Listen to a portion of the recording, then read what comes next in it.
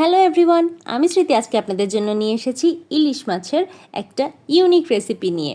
ইলিশ মাছ আপনারা অনেকেই অনেকভাবে রান্না করে থাকেন। এই রেসিপি ফলো করে ইলিশ মাছ একবার রান্না করলে আপনারা ট্রাস্ট মি এই রান্নার ফ্যান হয়ে যাবেন। এই যে দেখুন, এটা দেখতে কতটা লোভনীয় হয়েছে, আর এটা দেখলেই খেতে ইচ্ছে করবে। আর এটা এতটা ইয়াম্মি হয়েছে যা বলার বাহিরে। এইটার জন্য আমি প্রথমে কিছু ইলিশ মাছ ভালো করে ধুয়ে নিয়েছি। ইলিশ মাছটা রান্না করার জন্য খুব ভালো করে ধুয়ে নিতে হয়। আমি এখন পিসগুলোকে যে ফ্রাই প্যানের মধ্যে রান্না করব তার মধ্যে নিয়ে নিচ্ছি। এর মধ্যে আমি লবণ দিয়ে দিলাম 1 চা চামচ, আরও হাফ চা চামচ লবণ দিয়ে দিচ্ছি। হলুদের গুঁড়া দিয়ে দিচ্ছি 1 চা চামচ। মরিচের গুঁড়া দেব 1 চা চামচ পরিমাণের। জিরার গুঁড়া দিচ্ছি 1 চা চামচ। এখানে পেঁয়াজ বাটা দেব 3 টেবিল চামচ, আর আদা রসুনের পেস্ট দেব 1 টেবিল চামচ।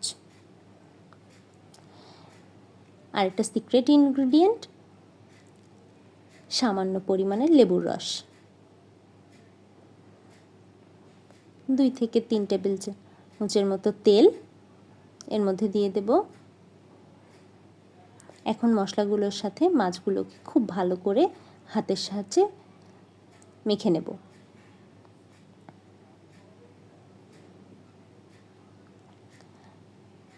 এই সময় তাড়াহুড়ো করার কোনো কিছু নেই, খুব হালকা হাতে মাছের সাথে মশলাগুলোকে ম্যারিনেট করে নেব।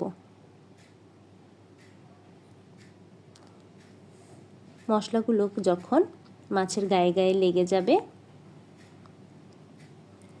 ঠিক সেই পর্যায়ে দেখে মনে হচ্ছে আর একটু মরিচের গুঁড়া দেওয়া দরকার, তাই আমি এখানে আরও হাফ চা চামচ পরিমাণের মরিচের গুঁড়া দিয়ে দিচ্ছি।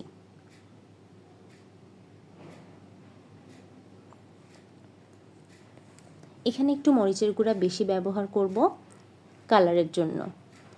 1 চা চামচ ব্যবহার করছি সাদা সরিষার গুঁড়া।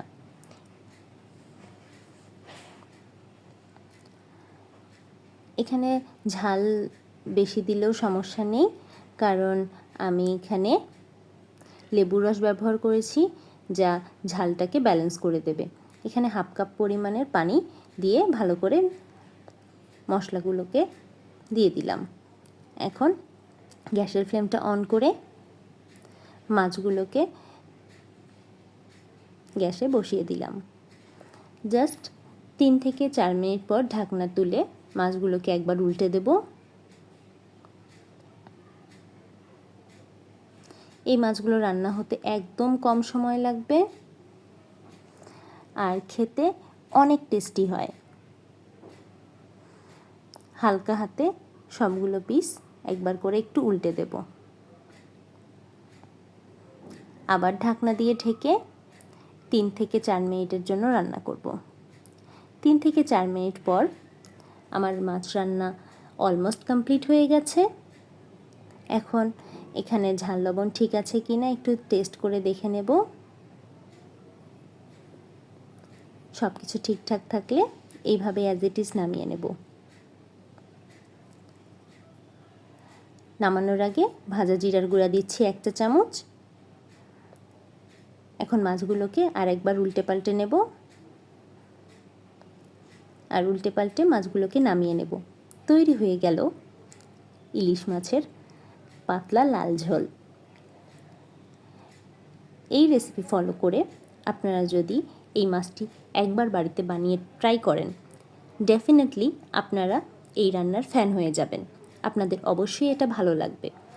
এরকম আরও অনেক ইউনিক রেসিপি পেতে আপনারা আমার চ্যানেলটিকে সাবস্ক্রাইব করুন, এবং আপনাদের যদি ভিডিওটি ভালো লাগে তাহলে অবশ্যই লাইক, কমেন্ট অ্যান্ড শেয়ার করে দেবেন। আর এই রেসিপি ফলো করে আপনারা যদি ইলিশ মাছ বাড়িতে বানান তাহলে আমাকে কমেন্ট করে জানাতে ভুলবেন না মাছের টেস্টটা আপনাদের কাছে কেমন লাগলো। মাছের টেস্টটা অবশ্যই আপনাদের ভালো লাগবে, আর এই রেসিপিটা একবার হলেও বাড়িতে ট্রাই করে দেখবেন। ভিডিওটি ভালো লাগলে লাইক করবেন। ভিডিওটি দেখার জন্য থ্যাংক ইউ এভরিওয়ান।